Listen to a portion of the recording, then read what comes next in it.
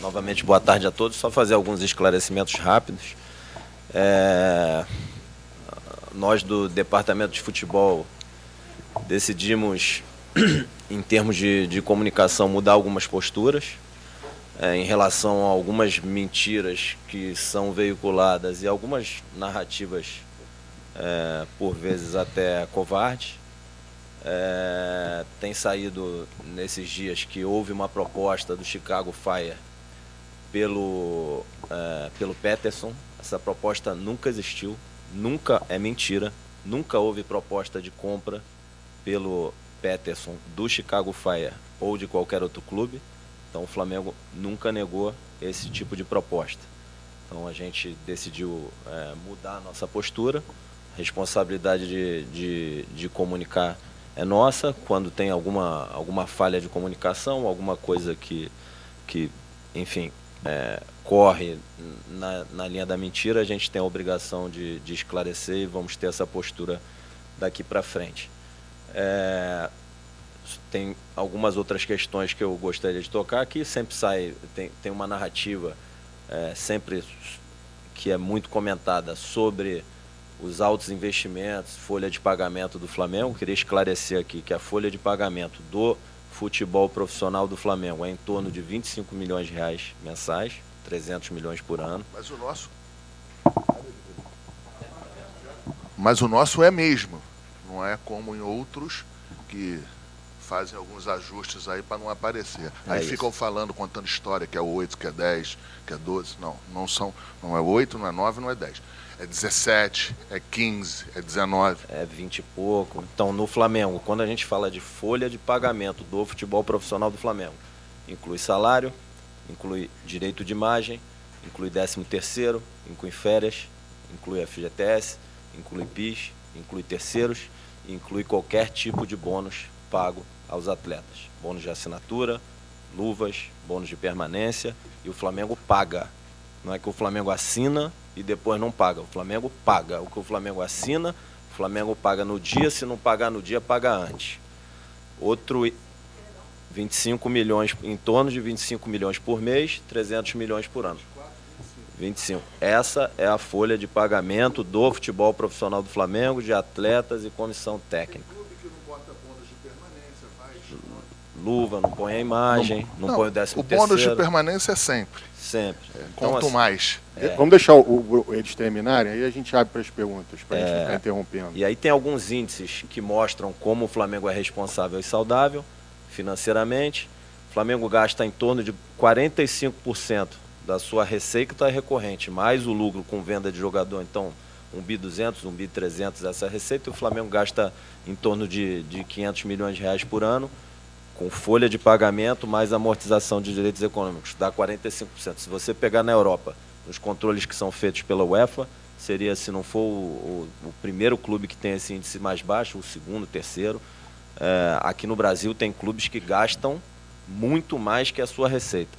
E aí depois, atraso, não paga, transferban. O Flamengo não tem isso. Para vocês terem uma ideia, na pandemia, se não me engano, em 2020, a dívida líquida do Flamengo era em torno de 500 milhões de reais e fechou o ano passado um pouco acima de 50 milhões de reais. Isso quer dizer que depois do Flamengo honrar todas as suas atividades operacionais, financeiras, o Flamengo ainda usou quase 500 milhões de reais para amortizar, para pagar as suas dívidas. Então, depois de toda a atividade operacional, quer dizer que sobra muito caixa para o Flamengo ou investir ou liquidar suas dívidas. Então, o processo, acho que o Marcos tocou num ponto aqui, durante a pandemia, como todo clube, mas óbvio, o futebol profissional do Flamengo é a maior área do clube, do ponto de vista de orçamento, e é natural. É a atividade fim mais importante do clube. Foram feitos uma série de esforços aqui no futebol profissional, com corte de custo, corte de investimentos, transferência de jogadores. Com aumento de cota para vender. Aumento de cota para vender. O Flamengo quase sempre bateu suas metas de venda em 4 dos 5 anos, e o Departamento de Futebol do Flamengo contribuiu muito para a saúde financeira do clube. Então, por exemplo, a transferência do Reinier por 30 milhões de euros, pouco antes da pandemia, foi fundamental para que o Flamengo pudesse passar... Um mês antes, para que o Flamengo pudesse passar a pandemia saudável e sair dela saudável financeiramente. Tem mais 2 pontos aqui que eu gostaria de tocar. O Flamengo, ele não investe e não busca somente jogadores com valores de transferência altos e na Europa, que é outra narrativa que tentam colocar o tempo todo. O Flamengo já trouxe jogador da Major League Soccer, trouxe o Nico, trouxe o Rossi aqui na América do Sul. Dentro do Brasil, a gente já contratou o Arrascaeta, o Santos, Rodrigo Caio, Bruno Henrique, Gustavo Henrique, João Lucas, Léo Pereira, posso estar esquecendo, Marinho. Jogadores que a gente trouxe sem qualquer custo para o jogadores clube. Isso é importante falar. Trouxemos Rossi, sem custo de transferência, Felipe Luiz, Rafinha, Varela, com baixo custo de transferência também, Fabrício Bruno, o Eric, dentre Gustavo Henrique, dentre vários outros atletas que a gente trouxe. Então, assim, o Flamengo não tem viés de mercado, não tem viés de valor, não tem viés de empresário. O Flamengo faz o seu planejamento de elenco em conjunto com o staff do Flamengo, hoje com o Renan, com o Fabinho, com o Juan, em conjunto com a comissão técnica, eu, o Marcos, presidente, o Conselho de Futebol, o Reinaldo que estava aqui, que é o CEO, e o Flamengo vai atrás dos jogadores que interessam ao Flamengo, onde quer que eles estejam, obviamente dentro do que é possível financeiramente para o Flamengo e qualquer que seja o empresário do jogador. Então, o que interessa em primeiro momento é o atleta, pelo seu nível técnico, tático, físico, mental, e que atende às necessidades do Flamengo, e aí depois o mercado que ele está, o valor e as outras questões são consequência desse processo de seleção. Óbvio, tem que caber dentro do orçamento do Flamengo, a gente é sempre muito responsável. O nosso balanço é auditado pela EY, é uma Big Four, uma das maiores companhias de auditoria do mundo, então o balanço é sem ressalva. Então, o que sai no balanço do Flamengo, que é extremamente transparente, é a verdade. E, assim, gostaria de colocar esses pontos aqui para esclarecer algumas narrativas. Por último, para fechar, que é um pouco conectada a essa questão do Peterson, o Flamengo, desde 2019, trabalhou uma nova linha de receita com transferência de jogadores. A gente quebrou um paradigma aqui. Anteriormente, um atleta do Flamengo que fosse emprestado para algum clube, ele levava uma chancela, ele levava um carimbo de um atleta que não serve mais para o mercado ou para o Flamengo. A gente fez um trabalho conjunto aqui daqueles atletas que a gente entendia que necessitavam se desenvolver e que, se ficassem aqui dentro do elenco, teriam seu desenvolvimento prejudicado e, portanto, prejudicariam um ativo também que é do Flamengo, e começamos a buscar mercado para esses atletas, para que fossem emprestados ou retornassem ao Flamengo para fazer parte do departamento de futebol profissional e do elenco de futebol profissional do Flamengo, ou que fossem transferidos. Esse tipo de trabalho gerou mais de 200 milhões de reais de receita para o Flamengo ao longo dos anos. Então, para dar alguns exemplos aqui: Jean Lucas, Rodrigo Muniz, Yuri César, Ramon, Natan e tantos outros nomes aí que o Flamengo emprestou, terminou a formação e o desenvolvimento dos atletas, e depois ou esses atletas foram transferidos ou voltaram para cá para ajudar no futebol profissional. Eu acho que, assim, só gostaria de... Só para contribuir mais um pouco aqui em tudo que o Bruno passou para vocês, a nossa ideia é que ao longo do ano de 2024 a gente conceda entrevistas, fale, seja perguntado por vocês, questionado, com um cuidado um pouco maior em cima da parte financeira, em cima da parte de orçamento. Eu acho que foi um erro nosso. Quando eu falo um erro nosso, eu me coloco como principal nesse ponto aqui, não um erro da comunicação, um erro nosso, em a gente não ter cuidado em algumas pontualidades em relação a essa comunicação.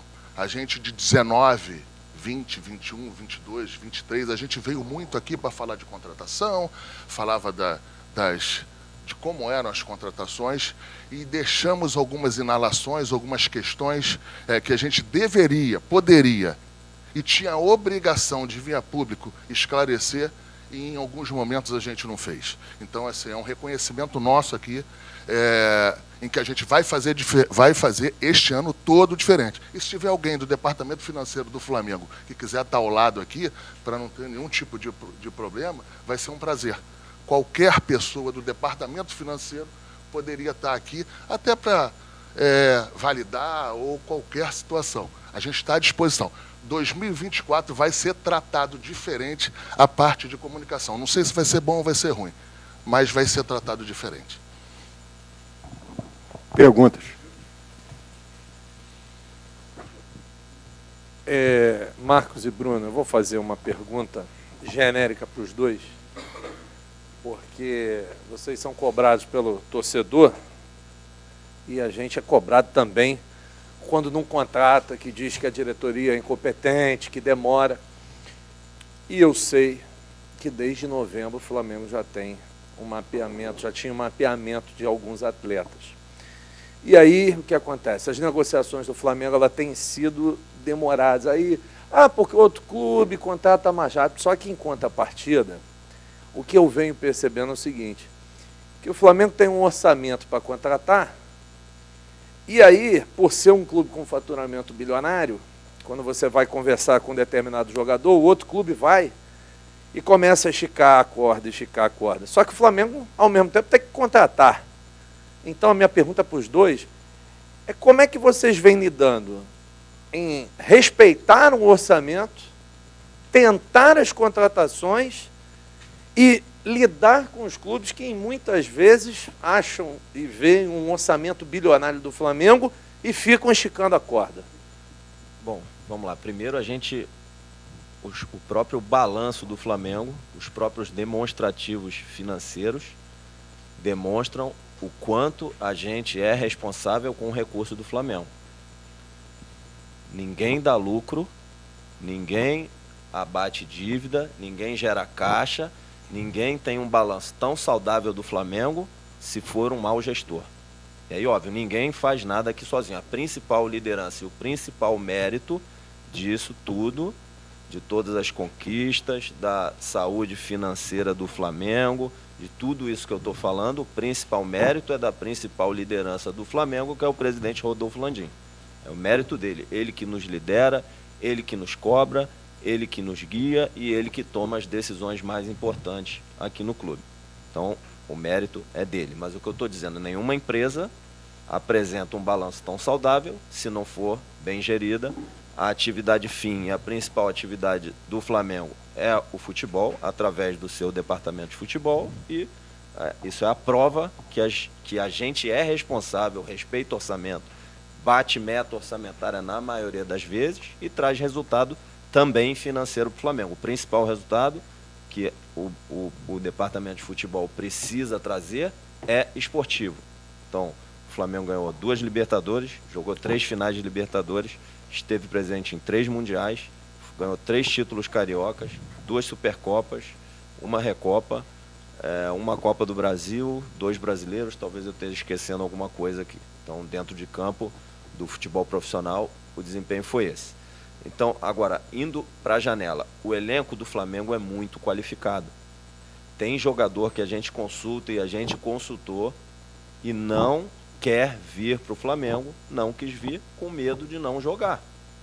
O jogador tem medo de não jogar no Flamengo. Não quer disputar posição com a Arrascaeta, não quer disputar posição com o Nico, não quer disputar posição com o Gerson, não quer disputar posição com outros atletas que tem aqui. Então a dificuldade às vezes não é só financeira, a dificuldade é da qualidade do nosso elenco, a dificuldade de qualificar o elenco, de trazer atletas que estejam à altura... Você viu que correu agora, há pouco tempo.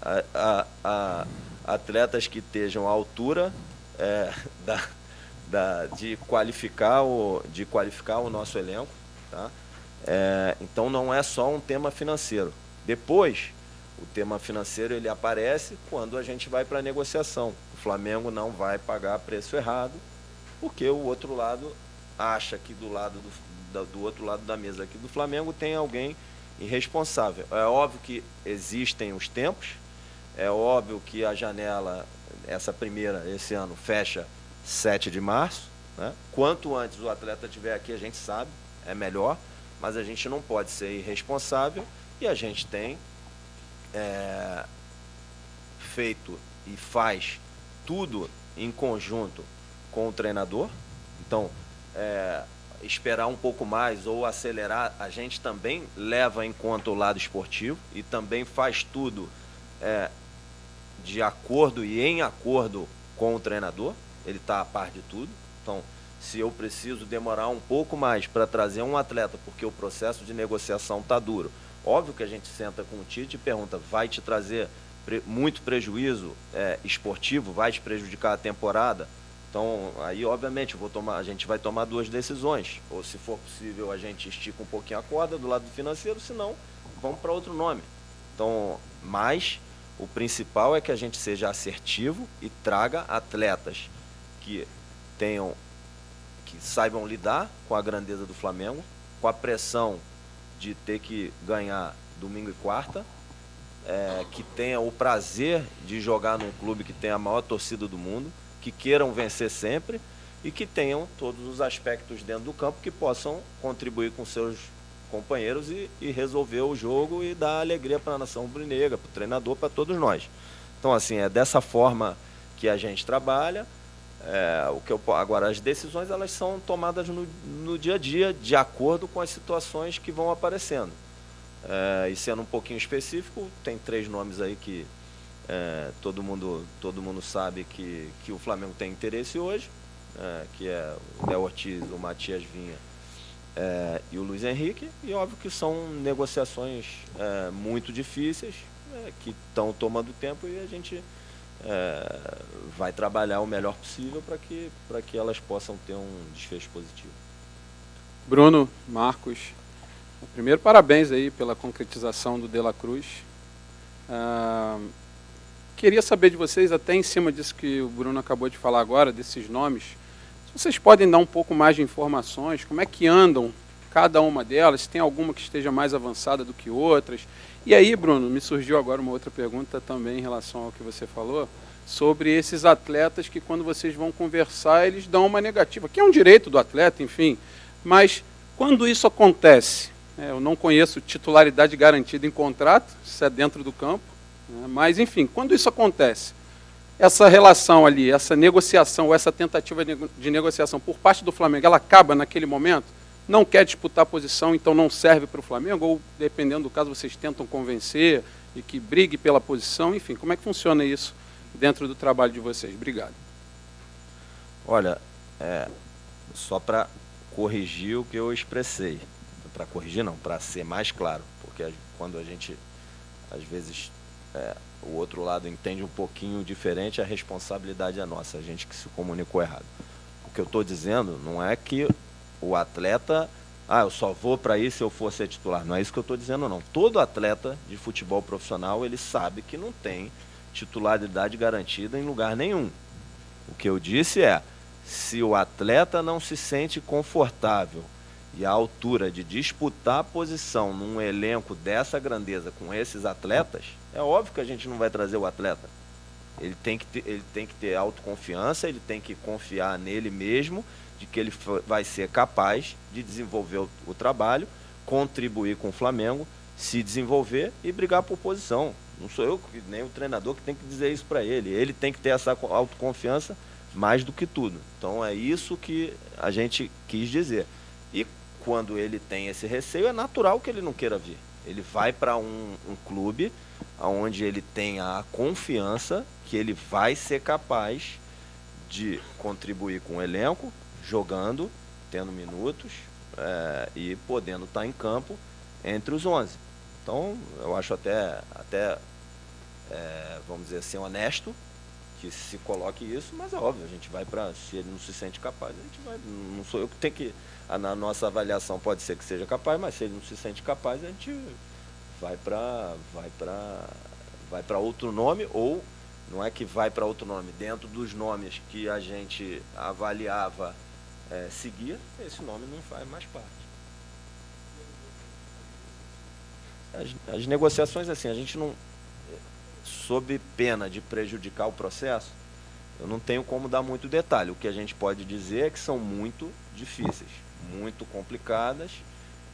Pode ser que elas evoluam e tenham sucesso, mas eu acredito que vão tomar tempo ainda para que possam ser feitas de uma forma responsável e justa para todas as partes. Um processo natural também de quem está ouvindo, quem tá do outro lado. A janela é extensa e às vezes um clube não se sente confortável em vender em determinado valor, ele espera um pouco todo o trânsito dessa janela para que no meio ou no fim tome uma decisão. Às vezes não é o esperado, às vezes a gente não é o que a gente quer, mas dependendo do jogador, se avalia se é possível ou não. E como o Bruno falou, sempre em conjunto com a parte da comissão técnica, perguntando e arguindo se dá para esperar mais um pouco, se a gente avança ou se a gente parte para outra. Mas, assim, toda a negociação que a gente entra motivado em contratar, otimista em contratar, e eu acho que começa assim. Depois você vai, se tiver as dificuldades, você vai tentando outros caminhos. Mas é isso, a gente sempre acha que vai contratar. Aqui. Marcos, Bruno, tudo bem? Enfim, acho salutar que vocês tenham essa disposição de tornar tudo mais claro. É bom para os três lados dessa situação. Eu acho que o nosso intuito não é tornar mais claro, não tem nada que esteja turvo. Só que eu acho que a gente teve um erro nosso de comunicação, de a gente não fazer entrevistas e coletivas para abordar somente desse tema.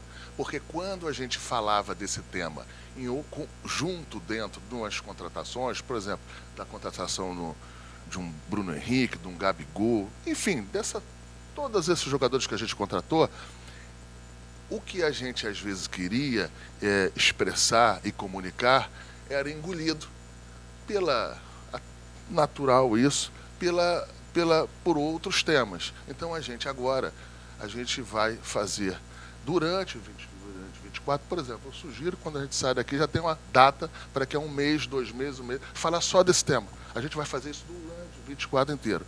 Às vezes a gente vai fazer uma comunicação ou vai estar numa entrevista coletiva para falar isso num momento que não esteja bom, mas não tem problema nenhum, a gente vai fazer isso, é um compromisso nosso até o final de 24. Desculpa, perdão. Não, a isso. Tudo bem, de qualquer maneira acho salutar. Perdão aí se te interromper. Isso aconteça.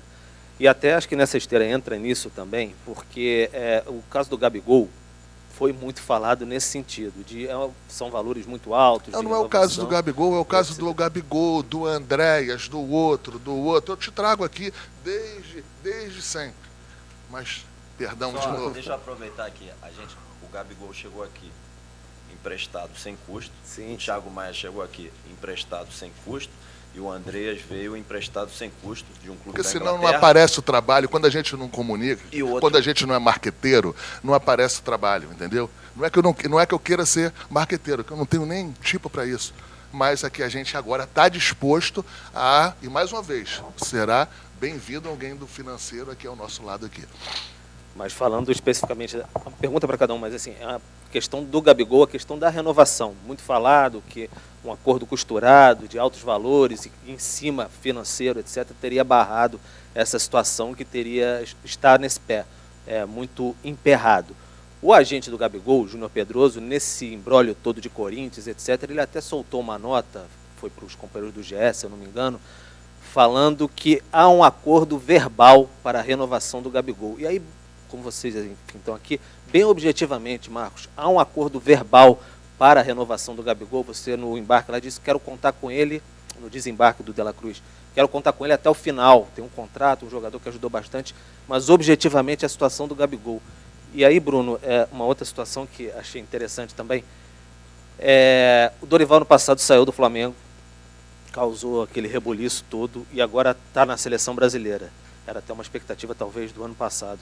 Se você pudesse falar um pouco como um representante do Flamengo, o que o Flamengo achou disso, entende que, enfim, é o técnico da seleção brasileira. Obrigado. Então, primeiro, boa sorte ao Dorival, que dê tudo certo para ele, para a comissão técnica. É um sinal que a gente acertou, né, na contratação dele. Quando ele estava dentro da concentração do Ceará, eu liguei para ele, ele me atendeu e eu conversei o que tinha que conversar com ele. Então, é isso. Eu acho que deu certo, o projeto deu certo, levamos até o final do contrato.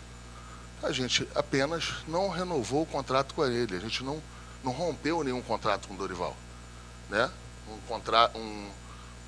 Um treinador que ele foi bem, né, dentro das questões esportivas. Eu acho que o Flamengo agradeceu a ele nas redes sociais, agradeceu de tudo quanto é jeito.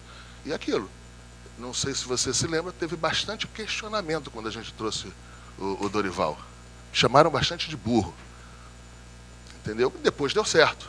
Então, assim, é isso. Boa sorte para ele, boa sorte para toda a comissão técnica. E eu acho que isso, quando o Flamengo quando eu conversei com ele dentro da concentração do Ceará, é sinal que as coisas andaram e deram certo. Só falando aí do Dorival, toda vez que um atleta, um treinador, o que seja, do Flamengo vai para a seleção, qualquer que seja a sua seleção, isso é de uma certa forma uma chancela que o trabalho está sendo bem feito.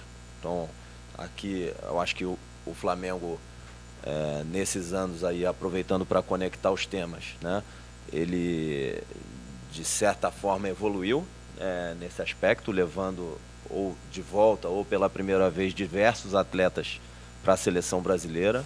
Eu acho que conectando a seleção com a nação, trazendo orgulho para o nosso torcedor. Então o Rodrigo Caio foi para a seleção, Gabigol, Pedro, Everton Ribeiro, Ayrton Lucas, Gerson. Então acho que isso é uma chancela do processo de planejamento do clube, dos treinadores que tiveram aqui, dos resultados em campo. A gente fica muito feliz quando um atleta vai.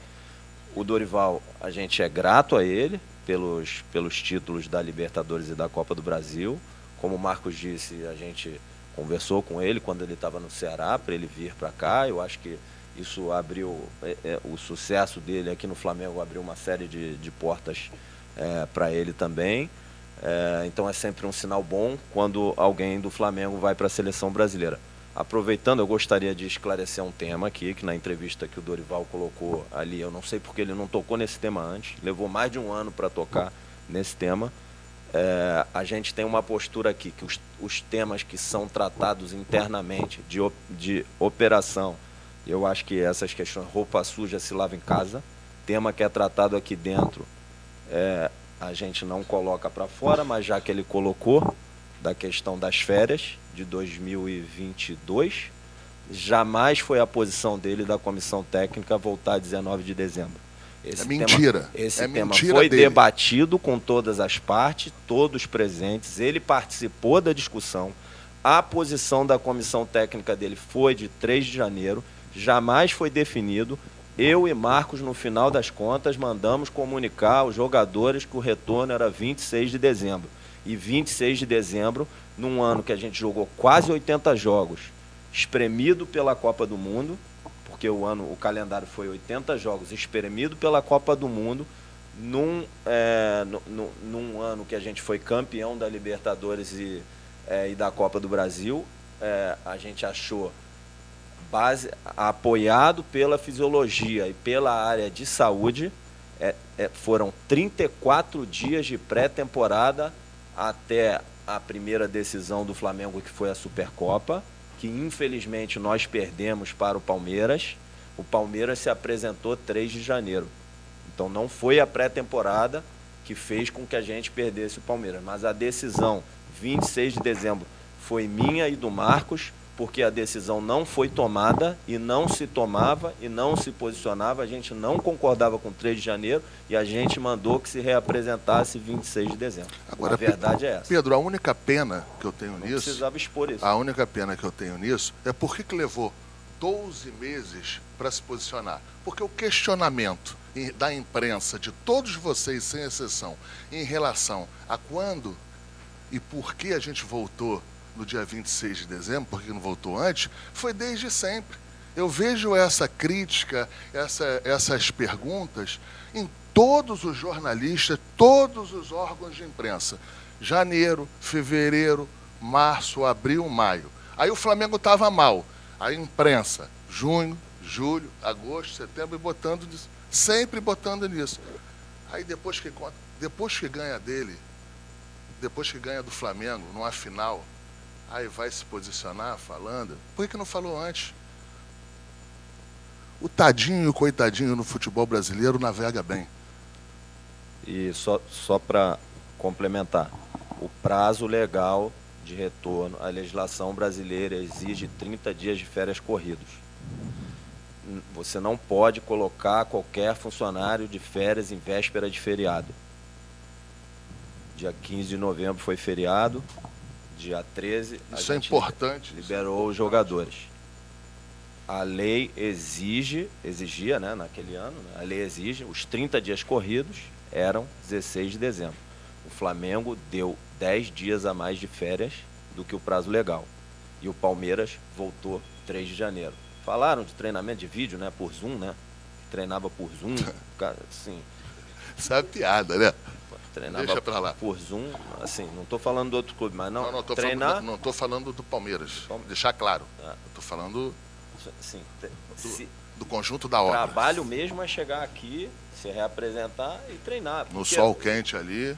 O outro trabalho eles fazem, os atletas são responsáveis, eles chegaram bem condicionados aqui, o grupo chegou bem condicionado, fez todos os testes que tinha que fazer, já está treinando em 2 períodos, eles aguentam treinar em 2 períodos porque eles se cuidam nas férias. Assim, tem geralmente uns 10 a 15 dias ali que eles são recomendados a não fazer nada para poder realmente descansar e depois eles fazem uma manutenção durante as férias para chegar no nível mínimo possível, aceitável aqui, no melhor nível possível, aceitável para iniciar uma pré-temporada. Então, assim, eles se cuidam, os atletas hoje se cuidam muito.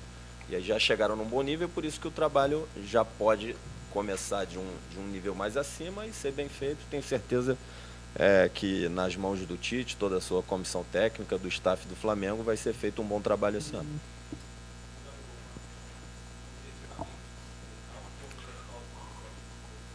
O Gabigol, após os títulos de 2022, nós já estávamos num processo de construção do novo contrato. Quando a gente foi campeão da Copa do Brasil, depois quando a gente foi campeão da Libertadores. Só que foram negociações difíceis que se estenderam e estão até hoje. Eu não vou falar em situações que estão em curso. O jogador tem 1 ano ainda de contrato aqui. A gente analisa a situação dos contratos e dos valores em que a gente pôs e expôs, em que a gente está conversando. E é isso, eu não vou aqui me estender em relação a isso aí. Agora, o que eu posso falar é o que eu sempre falei aqui na parte esportiva, é redundância eu falar. É um jogador que quando veio aqui, também foi bastante questionado antes de chegar, né? Sem custo na primeira vez. Antes de chegar, em 19. Também um jogador bastante questionado e que deu certo, deu super certo. É um ídolo do Flamengo. E eu tenho certeza absoluta que as coisas vão se resolver na hora que tiver que ser resolvido e que o Gabriel vai estar aqui de coração, como ele está aqui nos treinamentos, e qualquer tipo de questionamento dos empresários em que se está demorando mais ou demorando menos, isso aí a gente vai resolver com eles. Oi, pessoal, Raiza Simplício aqui da Gol Brasil, boa tarde. o Spindle e para o Braz, eu queria que os dois, se possível, pudessem explicar como é que está a situação do Evander, se de fato a proposta, se teve proposta do Flamengo e se de fato ela foi recusada pelo Portland Timbers. E essa questão, acho que é importante, o Braz recentemente falou para os amigos do GE que o Evander já vem sendo analisado pela equipe de scouting do Flamengo, que é nível A. Eu queria que vocês explicassem como é que funciona essa questão, né, para ficar um pouco mais claro para o torcedor. Bom, o que tem hoje, que eu posso falar, as 3 negociações são públicas, é o Léo Ortiz, o Vinha e o Luiz Henrique. Essas que são públicas e que estão em evolução. O Flamengo tem uma área de scout, sim, que de acordo com o nível do nosso elenco, de acordo com a nossa forma de jogar, de acordo com as ideias do treinador, vão buscar atletas que, de acordo com as necessidades do elenco, possam nos ajudar. E óbvio que tem atletas que a gente acha e que o scout entende, e depois isso, óbvio, é debatido conosco, com o presidente, conselho, e tem uma posição que é fundamental, que é uma posição do treinador e da sua comissão técnica, que é óbvio, quem vai colocar o jogador em campo, vai utilizar o jogador da melhor forma possível para trazer um rendimento coletivo e os títulos para o Flamengo. É óbvio que ele é envolvido nesse processo. Mas a área de scout do Flamengo hoje é uma área que tem 6 scouters no futebol, no departamento de futebol profissional, tem 14 na base e tem uma série de outras parcerias ali na base com outros clubes, seja formadores ou clubes pelo Brasil, para fazer a captação, só aproveitando um pouquinho para falar da estrutura. E aí, óbvio, a gente entende que tem atletas que podem chegar aqui e contribuir com uma minutagem e ser mais decisivos e ajudar mais o Flamengo. E é óbvio que esses a gente está disposto a fazer um investimento maior, e outros que vêm aqui para compor elenco. E aí depois o dia a dia e o desempenho deles é que vai dizer que posição eles vão ocupar no elenco. Então acho que o trabalho é feito dessa forma, continuamente, de forma muito detalhada, o ano todo, para que a gente possa ter as melhores ferramentas para tomar as melhores decisões possíveis. Mais 2 perguntas. Boa tarde, Brian. Boa tarde, Bruno. Queria perguntar para vocês em relação às saídas. Assim, a gente sabe que tem um interesse muito forte do Internacional no Thiago Maia. Havia expectativa de que a proposta oficial chegasse essa semana. Queria saber se ela chegou e se vocês pretendem segurar o Maia ou vai depender todo do curso da negociação. E outra que eu queria perguntar, até eu noticiei ontem, que foi uma informação que eu tinha, que o Santos, que vocês tinham o objetivo de ter o Santos para o Campeonato Carioca ainda no início, para 2 partidas do Campeonato Carioca, mas também fiquei sabendo que parece que foi flexibilizado e ele vai conseguir sair mais cedo para o Fortaleza. Queria saber se é isso mesmo.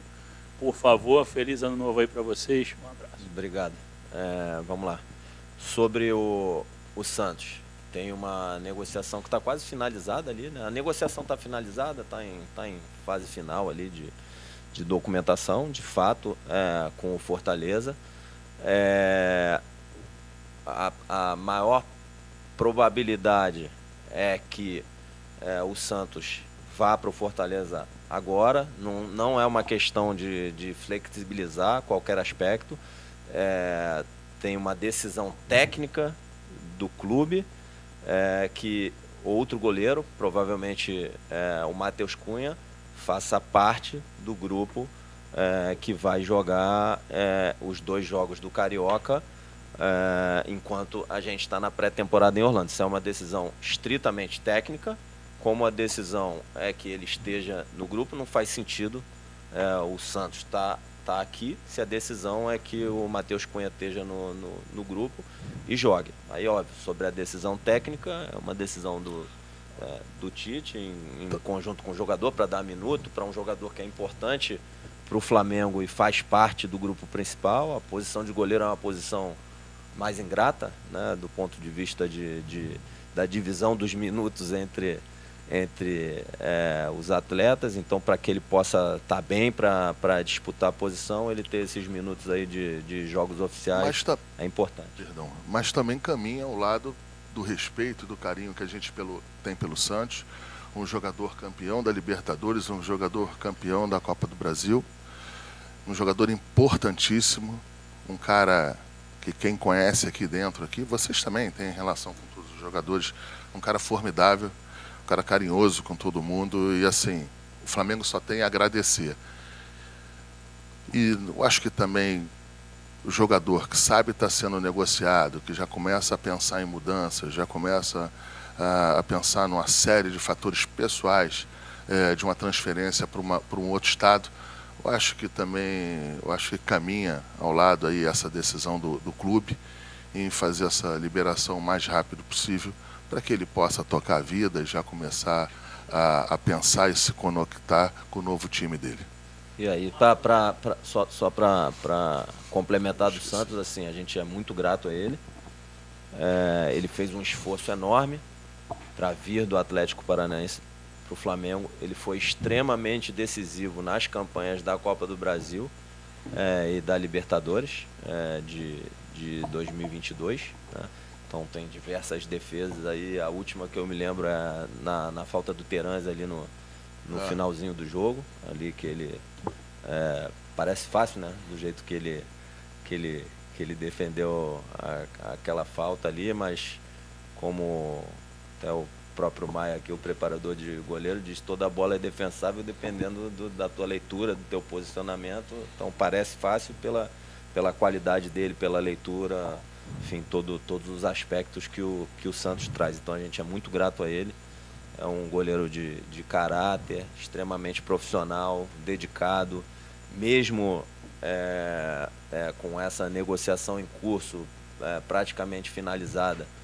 Ele está aqui se dedicando na pré-temporada e treinando e disputando lance aqui com seus jogadores, com seus companheiros, como se nada tivesse ocorrendo. Então, só agradecer ao Santos aí e dar muito boa sorte para ele. Fred, do Inter não chegou nada oficialmente do Inter para gente. A gente sabe, através da imprensa, através das pessoas envolvidas, parece que tem um interesse, mas do Inter para a gente, oficialmente, no documento não tem absolutamente nada. A última pergunta. Braz, Espíndola, boa tarde. A gente sabe que tem uma dificuldade hoje muito mais financeira do que vontade do jogador, por Vinha e também pelo Léo Ortiz. Eu queria saber se o mercado hoje está realmente superinflacionado ou se está superinflacionado porque é o Flamengo. E uma outra questão que eu queria também tratar com vocês era a respeito do Evander. O Braz chegou a falar que é um jogador nível A, mas em nenhum momento vocês citam diretamente até o nome do jogador. É porque essa negociação se encerrou, está fechada? Vamos lá. De forma geral, sem falar sobre Léo, Vinha, etc., o futebol brasileiro ele apresenta um cenário mais competitivo hoje. Você tem uma série Você tem Botafogo investindo pesado, você tem Corinthians investindo pesado, você tem Inter investindo pesado, você tem Bahia investindo pesado, Fortaleza está investindo, Vasco está investindo, enfim, sob pena de eu estar... o Palmeiras também faz grandes investimentos, tem folhas de pagamento altas, tem contratos oferecidos aos atletas que são de valores, por vezes, que saem na imprensa, e por isso que a gente diz aqui, porque a gente sabe o que acontece em determinadas negociações, os valores que são tratados, e às vezes esses valores não são expostos, como às vezes no Flamengo até são expostos de uma forma errada. A gente não pode corrigir o valor, porque é uma questão privada entre o clube e o atleta. Então, se falar o valor errado do salário de um atleta, que fale que é muito mais de um atleta que está aqui no Flamengo, eu não posso falar qual é o salário e a imagem do atleta. Isso é uma questão privada dele, quanto ele ganha. Mas a gente sabe que tem clubes que pagam salários astronômicos hoje no Brasil. As SAFs São alguns desses exemplos, e clubes que estão mudando o seu posicionamento. Isso torna mais difícil e mais competitivo o mercado, e mais clubes competindo pelo mesmo atleta vai inflacionar salário e transferência. É normal, não acho nem que seja uma coisa especificamente com o Flamengo. Se fosse só com o Flamengo e o Flamengo fosse um comprador sozinho na mesa, no final das contas ia ter que ceder. O problema é que hoje tem competição mesmo. Sobre o Evander, hoje não tem negociação, não. Hoje não tem. Tá? E aí, voltando, esse aspecto competitivo que é o que traz mais dificuldade. E, para completar, tem clubes que compram um atleta parcelado, pagam a primeira e depois não pagam mais. As pessoas se questionam assim, como é que o Flamengo fatura mais de 1 bi e o outro fatura 400, 500 e compete com o Flamengo? Então, é só fazer a conta. Ele compra um jogador de 5 milhões de euros, paga a primeira, pagou um exemplo, e depois não pagou 4, se ele faturar, se o Flamengo fosse comprar esse mesmo jogador, ele pode faturar 200 milhões e o Flamengo 1 bi, que ele está entrando em campo com o mesmo jogador que o Flamengo. A diferença é que o Flamengo paga e ele não paga. Essa que é a diferença. Para as pessoas entenderem. Como é que um fatura 1 bi, o outro fatura 400 e compete. Compete sem pagar. Traz o atleta, parcela, paga a primeira, depois não paga mais. E depois vê como é que faz. O Flamengo não faz isso. O Flamengo, na pandemia, honrou tudo. O Flamengo honra. O que está assinado, o Flamengo vai pagar. Como o Marcos diz, assinou o contrato, pode dormir, que no dia que está escrito lá no contrato, a gente é duro para negociar e para assinar, porque a gente sabe, liderado pelo presidente Rodolfo Landim, que o que a gente assinar, a gente vai ter que pagar e vai pagar, vai cumprir. Então, isso faz parte também da nossa moral, da nossa ética, de como a gente acredita que se faz negócio, de como a gente acredita que se faz futebol. Aquilo que você sabe que você vai ter que cumprir, você tem que pensar 10 vezes antes de você assinar. Você tem que analisar, você tem que ver se você vai ser capaz de cumprir, você tem que ver se aquele atleta vai te entregar o que você espera, porque você não vai poder trazer outro. Você não vai poder fazer uma prática que às vezes se faz, eu trouxe o atleta, ele não está performando, para de pagar o salário dele, encosta ele, vamos trazer outro. No Flamengo a gente não faz isso. Na próxima reunião, como a gente já vai estar praticamente, na próxima na próxima coletiva que a gente entende que vai fazer para tratar desse tema, como provavelmente vai estar quase no final da janela e a gente vai ter tudo, a gente vai trazer números aqui ainda mais transparentes de quanto a gente gasta, de quanto o futebol gasta, de quanto o futebol do Flamengo gasta, porque tem-se o orçamento de arrecadação de 1 bi do clube, 1 bi 100, 1 bi 200 que está, mas esses números não chegam aqui no futebol. Quando eu falo que não chegam, porque a gente tem aí, o clube é um clube enorme, que ainda tem, que tem 18 modalidades esportivas, que ele tem uma área social enorme, tem outras áreas, então a gente tem um determinado valor muito bom, um valor que é muito robusto, que a gente possa fazer o que tem que fazer aqui, disputar títulos e ganhar títulos, só que a gente vai trazer ainda mais esse quadrado aqui mais fechado para passar para vocês. Obrigada. Só complementar o que o Marco disse, que é importante. A última coisa é que assim, isso que a gente falou aqui é para dar transparência, não é para justificar nada. Como o Marco disse, o orçamento que a gente tem é mais do que suficiente para competir, brigar para ganhar, e é a obrigação nossa entrar em todas as competições para tentar vencer. Obrigada, então, Marcos Braz. Obrigada, Bruno Spindel. E, nação,